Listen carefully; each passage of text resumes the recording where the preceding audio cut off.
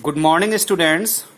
आज हम यूनिट 5 का बहुत ही इम्पॉर्टेंट टॉपिक पढ़ने वाले हैं जिसका नाम है acceptance angle and acceptance cone of optical fibre. ये पढ़ने से पहले ऑप्टिकल फाइबर के बारे में कुछ बेसिक चीज़ें हैं वो हम आपको बता देते हैं। तो बेसिकली ऑप्टिकल फाइबर एक ग्लास या फाइबर से मिलकर के बना होता है। इस ऑप्टिकल फाइबर में ऑप्टिकल फाइबर या ऑप्टिकल फाइबर केबल के 3 पार्ट होते हैं। जो सबसे अंदर इनर पार्ट होता है उसको हम कोर बोल देते हैं और उसका रिफ्रैक्टिव इंडेक्स हम यूजुअली म्यू1 कंसिडर करते हैं या n1 कंसिडर करते हैं। जो मिडिल पार्ट होता है ऑप्टिकल फाइबर का उसको हम क्लैडिंग बोल देते हैं, तो क्लैडिंग का रिफ्रैक्टिव इंडेक्स म्यू2 लेते हैं। और जो सबसे आउटर पार्ट होता है जो कि कोर और क्लैडिंग की सेफ्टी करता है बाहर सराउंडिंग से, उसको हम जैकेट बोल देते हैं।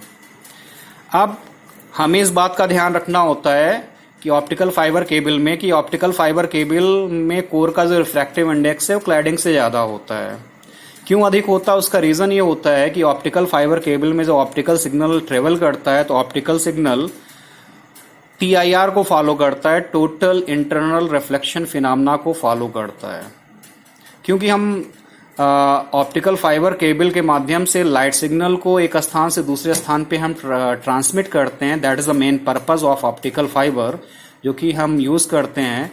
और ऑप्टिकल फाइबर या ऑप्टिकल फाइबर केबल का यही काम है कि लाइट सिग्नल को या ऑप्टिकल सिग्नल को एक प्लेस से दूसरे प्लेस पे ले जाना, और जो लाइट की इंटेंसिटी है उसकी भी उसमें कमी भी ना होने पाए, या हम बोल सकते हैं कि लाइट की जो इंटेंसिटी है उसमें रिडक्शन भी नहीं होना चाहिए या लॉस नहीं होना चाहिए। इस बात का ध्यान देना होता है। तो पहली कंडीशन ये होती है कि ऑप्टिकल फाइबर में लाइट सिग्नल अगर ट्रेवल कर रहा है और इंटेंसिटी न लॉस हो, उसके लिए कंडीशन होती है कि light signal total internal reflection phenomena को फॉलो करे। अब total internal reflection phenomena follow करने के लिए 2 कंडीशन होती हैं।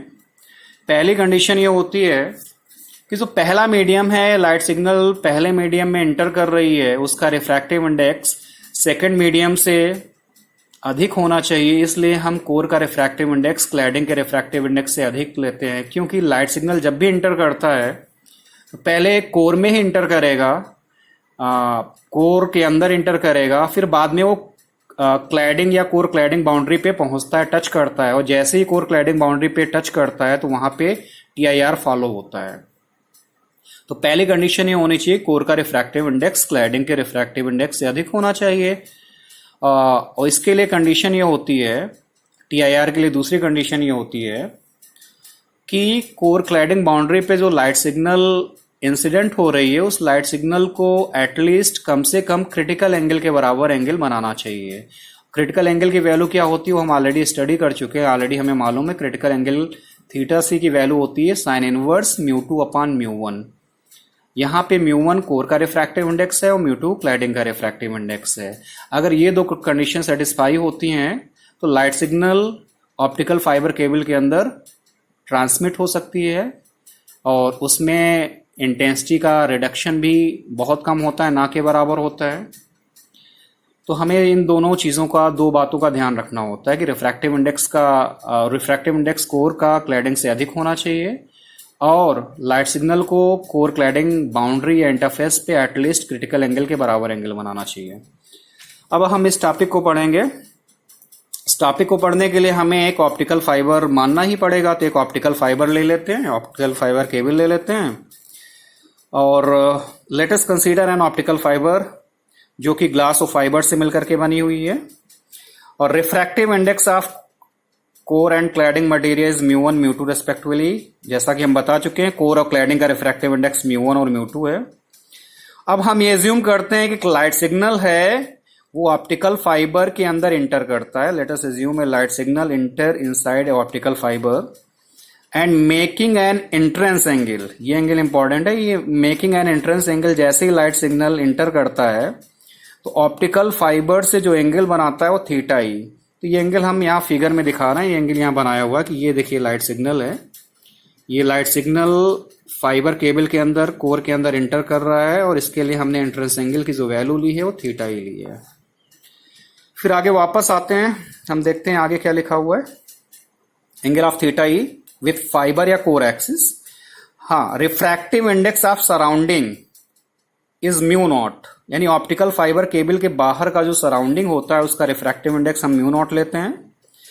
अगर कोई भी मीडियम नहीं प्रेजेंट है तो हम बाय डिफॉल्ट एयर मान लेते हैं, और एयर का refractive index mu naught equal to 1 होता ही है। एयर का जो रिफ्रैक्टिव इंडेक्स है अपवर्तनांक है 1 के बराबर होता है।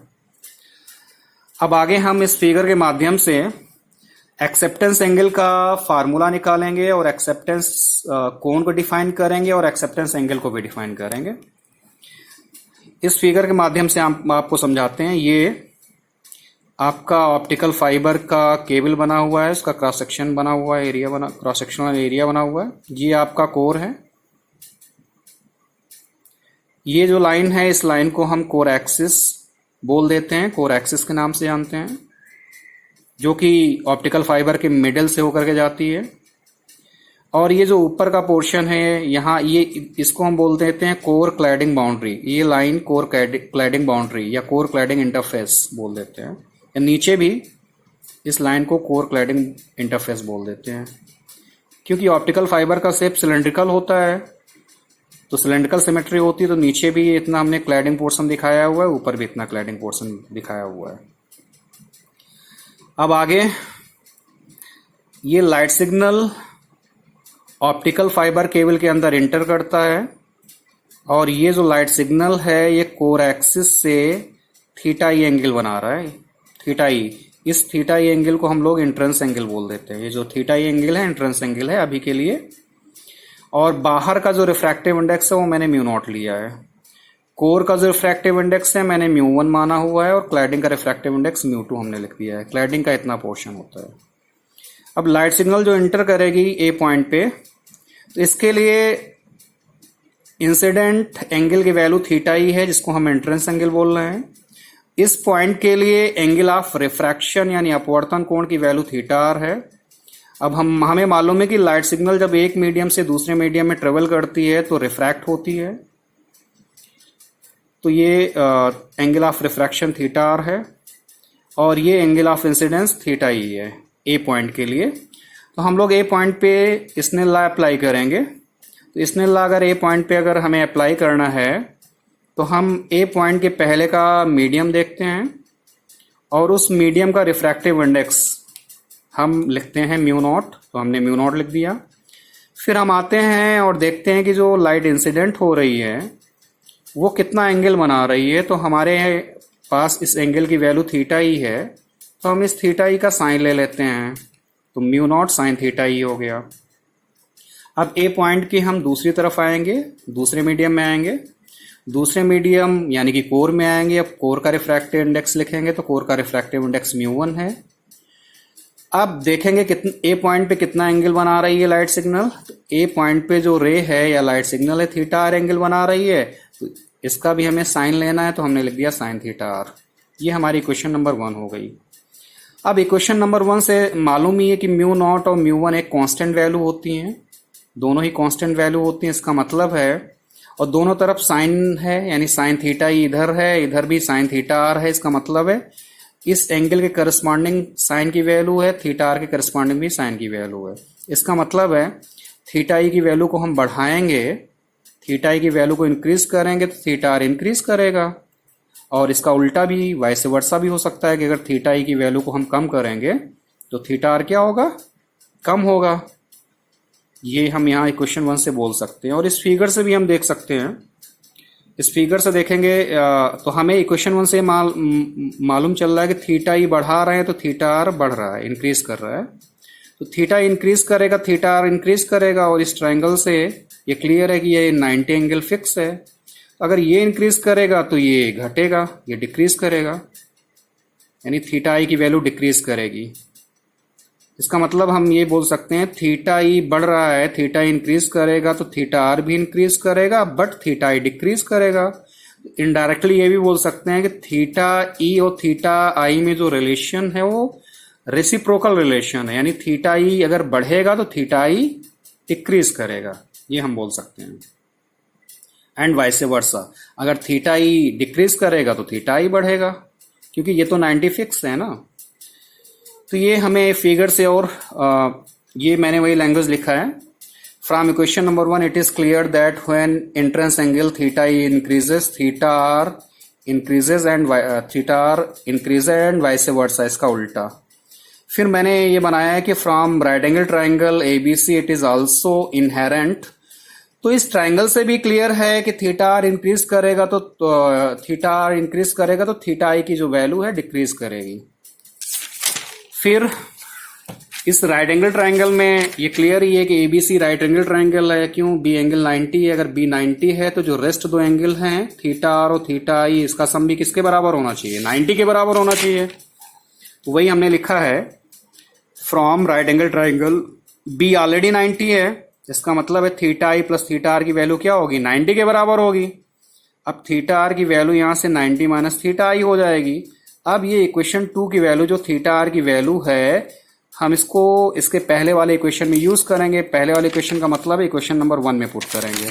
वही आगे लिखा हुआ है, put this value in equation number 1। Equation 1 में पुट करेंगे तो लेफ्ट हैंड साइड में कोई चेंज नहीं आएगा, म्यू नॉट साइन थीटा ही लिखा रहेगा।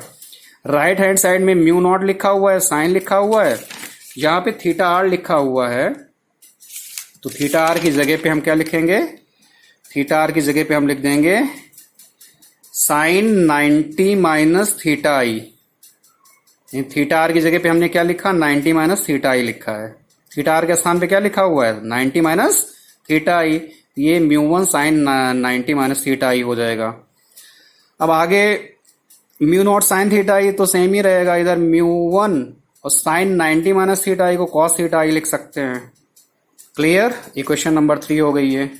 अब आगे फ्रॉम इक्वेशन 3 और फ्रॉम फिगर से भी ऑब्जर्व है, चाहे इक्वेशन नंबर 3 से आप देख लीजिए। इक्वेशन नंबर 3 से ऑब्जर्व है कि म्यू नॉट म्यू 1 तो ऑलरेडी कांस्टेंट है। एक साइड में साइन की वैल्यू आ रही है, साइन एंगल है, एक साइड में कॉस एंगल आ रहा है।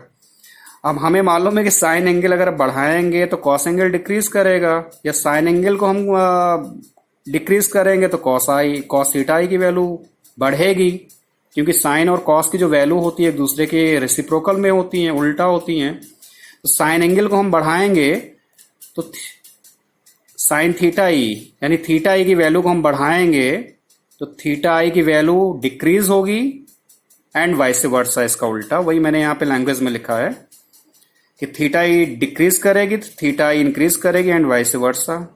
अब हमें क्या करना है? थीटा आई की वैल्यू को चेंज करते जाना है, तो थीटा आई भी चेंज होगा। और जैसे ही थीटा आई की value theta I at core cladding interface is equal to critical angle, जैसे ही थीटा आई की वैल्यू को हम चेंज करेंगे थीटा आई चेंज होगा, या हम बोल सकते हैं थीटा आई को डिक्रीज करेंगे थीटा आई इंक्रीज करेगा।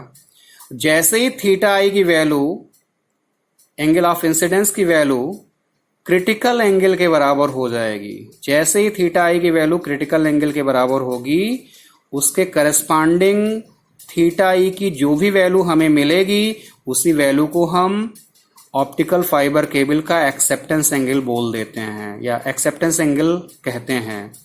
फिर से एक बार समझिए, हम थीटा आई को चेंज करेंगे यानी डिक्रीज करेंगे, थीटा आई इंक्रीज करेगा। जैसे ही थीटा आई की वैल्यू क्रिटिकल एंगल थीटा सी के बराबर हो जाएगी, वह उसके करस्पॉन्डिंग एंट्रेंस एंगल की जो भी वैल्यू हमें मिलेगी, जो भी वैल्यू हमें प्राप्त होगी, उसी वैल्यू को हम एक्सेप्टेंस एंगल जानते हैं, एक्सेप्टेंस एंगल के नाम से जानते हैं। उसको हम अल्फा या थीटा ऐसे लिखते हैं। वही मैंने लिखा हुआ है, theta I at core cladding interface is equal to critical angle theta C, then ray follow TIR, hence corresponding value of entrance angle is known as acceptance angle of optical fiber। वही चीज मैंने लिखी है। फिर वही condition मैंने use की है कि it is denoted by theta A alpha. मैंने वही कंडीशन यूज की है कि थीटा आई की वैल्यू जैसे ही थीटा सी के बराबर होगी तो हमें थीटा ई के स्थान पे अल्फा या थीटा ए लिखना पड़ेगा। तो थीटा ई के स्थान पे क्या लिखेंगे? या तो अल्फा लिखें या तो थीटा ए लिखें। तो हम ये कंडीशन इसके पहले वाले इक्वेशन में यूज करेंगे। इसके पहले वाले इक्वेशन क्या? इक्वेशन नंबर 3 है। इक्वेशन नंबर 3 में हम थीटा ई के स्थान पे हम लिखेंगे अल्फा या थीटा ए तो हमें थीटा आई के स्थान पे थीटा सी लिखना चाहिए। इसको उल्टा बोल सकते हैं, जैसे ही थीटा आई के स्थान पे हम थीटा सी लिख देंगे तो हमें थीटा ई के स्थान पे थीटा ए या अल्फा लिखना चाहिए। तो वही मैंने लिखा है। इसको चेंज करके म्यू नॉट साइन थीटा ए हो जाएगा, mu one cos theta I की जगह पे मैंने क्या लिखा है, थीटा सी। अब आगे mu naught sine theta A equal to mu one और कॉस थीटा सी को मैंने लिखा है under root one minus sine square theta C लिख दिया है। राइट, ये तो हाई स्कूल लेवल का फॉर्मूला है। अब साइन थीटा सी हमें मालूम है, साइन थीटा सी की value mu two upon mu one के बराबर होती है। स्टार्टिंग में मैंने बताया था क्रिटिकल एंगल की वैल्यू थीटा सी की value sine inverse mu two upon mu one के बराबर होती है। थीटा सी की value sine inverse mu two upon mu one के बराबर होती है। तो साइन थीटा सी की value mu two upon mu one के बराबर हो जाएगी। अब हमारे पास साइन स्क्वायर थीटा सी की वैल्यू की रिक्वायरमेंट है, चाहिए साइन स्क्वायर थीटा सी की वैल्यू, तो साइन स्क्वायर थीटा सी हो जाएगा mu two square upon mu one square हो जाएगा, sorry mu two square upon mu one square हो जाएगा। साइन स्क्वायर थीटा सी की वैल्यू हो जाएगी mu two square upon mu one square हो जाएगा। तो हम साइन स्क्वायर थीटा सी की वैल्यू म्यू टू स्क्वायर, इसको ठीक से लिख लें, mu two square upon mu one square, ये हम यहाँ पे पुट कर देंगे। फिर आगे हम देखते हैं। तो लेफ्ट हैंड साइड में कोई चेंज नहीं रहेगा, एज इट इज लिख लीजिए। राइट हैंड साइड में mu one one minus sine square theta C की जगह mu two square minus mu one square लिख दिया।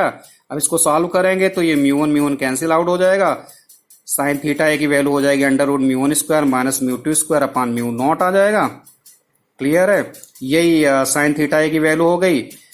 अब अगर मान लीजिए कि सराउंडिंग में एयर प्रेजेंट है तो म्यू नॉट की जगह पे वन ले लेंगे, म्यू नॉट के प्लेस पे वन ले लेंगे। साइन थीटा ए की वैल्यू आ जाएगी under root mu one square minus mu two square. अब हमें थीटा ए निकालना है, थीटा ए आपकी एक्सेप्टेंस एंगल है, तो थीटा ए की वैल्यू आ जाएगी, थीटा ए को हम अल्फा भी लिख सकते हैं, अल्फा इक्वल हो जाएगा, इसका हमें राइट हैंड साइड में इनवर्स लेना पड़ेगा, तो हम sine inverse mu one square minus mu two square लिख सकते हैं। यही आपका एक्सेप्टेंस एंगल की वैल्यू है। अब ये एक्सेप्टेंस एंगल की वैल्यू है। अब हम क्या करेंगे, एक्सेप्टेंस एंगल को हम डिफाइन कर रहे हैं, एक्सेप्टेंस एंगल को डिफाइन कर रहे हैं। It is defined as maximum value of, it is defined as maximum value of entrance angle made by a light signal with core axis when corresponding value of incidence angle at core cladding interface is equal to critical angle of optical fiber। तो acceptance angle की definition हमने यहाँ पे लिखी है। Acceptance angle entrance angle की वो maximum value होती है। एंट्रेंस एंगल की मैक्सिमम वैल्यू को हम एक्सेप्टेंस एंगल वैल्यू बोल देते हैं, लेकिन तब हम बोल सकते हैं जब light signal corps cladding boundary पे एटलीस्ट क्रिटिकल एंगल के बराबर एंगल बनाए। तो अगर light signal corps cladding boundary पर थीटा सी के बराबर एंगल बना रही है, उसके करस्पॉन्डिंग जो भी एंट्रेंस एंगल होता है उस एंट्रेंस एंगल को हम एक्सेप्टेंस एंगल बोल देते हैं। फिर से एक बार समझिए, जब भी लाइट सिग्नल इंटर करती है कोर एक्सिस से कुछ एंगल बनाते हुए, और जैसे ही इंटरफेस पे इंसिडेंट होती है, और इंटरफेस पे जब इंसिडेंट होती है तो इस बात का ध्यान रखना होता है कि ये जो लाइट सिग्नल है, जैसे इसकी वैल्यू, इस लाइट सिग्नल की एंगल की वैल्यू, एंगल ऑफ इंसिडेंट की वैल्यू क्रिटिकल एंगल के बराबर होती है, उसके करस्पॉन्डिंग जो भी एंट्रेंस एंगल होगा उस एंट्रेंस एंगल को हम एक्सेप्टेंस एंगल बोल देंगे। ये मैंने लिखा हुआ है। अब एक्सेप्टेंस कोण डिफाइन करना हो तो एक्सेप्टेंस कोण हम कैसे डिफाइन करेंगे, ये अल्फा है, इसी अल्फा को हम बोल देते हैं एक्सेप्टेंस एंगल, एक्सेप्टेंस एंगल। अब एक्सेप्टेंस एंगल को हम क्या करेंगे, कोर एक्सिस के लॉन्ग रोटेट करेंगे। अगर इस एक्सेप्टेंस एंगल को कोर एक्सिस के लॉन्ग ऐसे रोटेट किया जाए, अगर ये कोर एक्सिस हो गई और ये आपका हो गया एक्सेप्टेंस एंगल। जब इस एक्सेप्टेंस एंगल को कोर एक्सिस के लॉन्ग रोटेट करेंगे तो सिंपली ये कोर एक्सिस के लॉन्ग रोटेट करेंगे, एक कोण फॉर्म होगा, और इसी कोण को हम लोग क्या बोल देते हैं, एक्सेप्टेंस कोण बोल देते हैं। फिर से समझिए, जैसे ये आपका एक्सेप्टेंस एंगल है जो कि कोर एक्सिस से बना आ रहा है, आप ऐसे समझ सकते हो, ये एंगल है।